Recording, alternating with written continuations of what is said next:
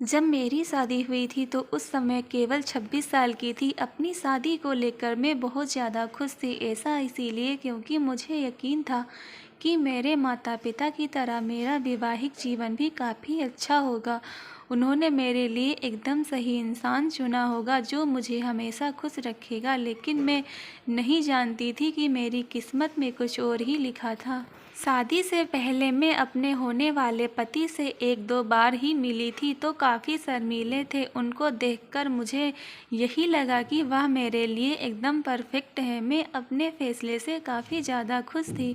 मेरे पिता ने भी मेरी शादी बहुत अच्छे से की थी, लेकिन शादी की पहली रात मेरे साथ कुछ ऐसा हुआ जिसने मेरी ज़िंदगी को हिलाकर रख दिया। शादी को यादगार बनाने के लिए मैंने खुद को तैयार कर रखा था। मेरे पति अंदर आए और बैठे और मुश्किल से कुछ मिनट ही मुझसे बात की। उन्होंने यह कहकर बात ख़त्म कर दी कि वह थक गए हैं। मैंने भी यही सोचा कि शादी की रस्मों के कारण थक गए होंगे, इसीलिए मैंने भी इस बात पर ज़्यादा रिएक्ट नहीं किया। मेरी शादी को 1 सप्ताह बीत चुका था और मेरे पति ने मुझे अब तक छुआ तक नहीं था। मुझे कुछ अजीब सा लग रहा था, लेकिन मैं अपनी तरफ से पहल नहीं करना चाहती थी। ऐसा क्योंकि मैं भी बहुत शर्मीले स्वभाव की हूँ। वैसे तो वह बहुत स्वाभाविक थे, लेकिन एक चीज़ जो मुझे बार बार परेशान कर रही थी कि मेरे साथ रहने में कोई दिलचस्पी क्यों नहीं थी।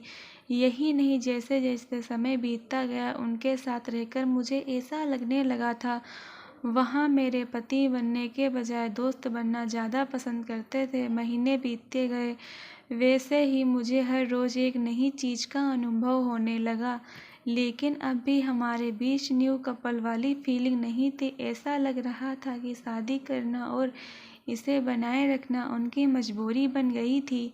मैंने कभी उनसे शिकायत नहीं की, ऐसा इसीलिए क्योंकि वह बेहद नेक दिल और दयालु इंसान थे। मुझे उनके साथ किसी तरह की कोई दिक्कत नहीं थी, लेकिन उनके बाद भी मुझे लगता था मेरी शादी में कुछ कमी रह गई थी। शादी को 1 साल बीत गया और हमारे बीच छोटी सी बात को लेकर झगड़ा हो गया, जो वास्तव में गंभीर लड़ाई में बदल गया। मेरे मन में गुस्सा था तो मैंने कह दिया कि मैं एक पति के लिए तरस रही हूँ जो मुझे कभी नहीं मिला। जैसे ही मैंने ये शब्द बोले, मेरे पति एकदम से चुप हो गए और बिस्तर के किनारे पर जाकर बैठ गए।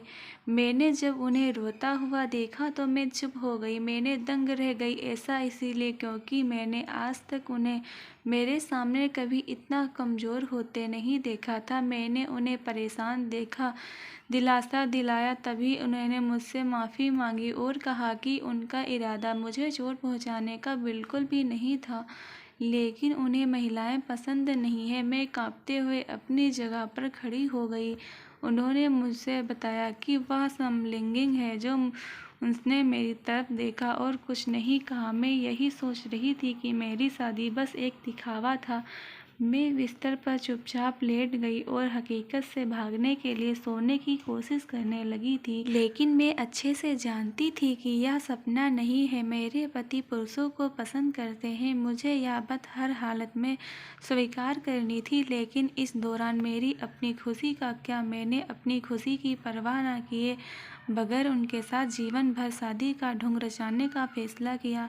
हालांकि मुझे धोखा देने के लिए उन्होंने मुझसे माफ़ी मांगी। उन्होंने कहा वह सब कुछ मुझे बताना चाहते थे, लेकिन उन्हें लगा कि वैवाहिक जीवन में व्यस्त होने के बाद शायद वह बदल जाएंगे, लेकिन ऐसा नहीं हुआ। हमने फैसला किया कि अब ऐसा नहीं चल सकता।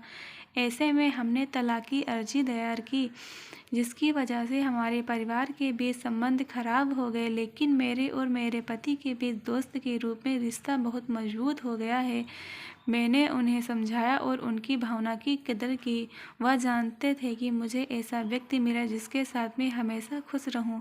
हमारा यह कदम उन बंधनों से मुक्त करने के लिए ज़रूरी था जो हमें दुखी और अधूरा शादी में जोड़े रखना चाहते थे।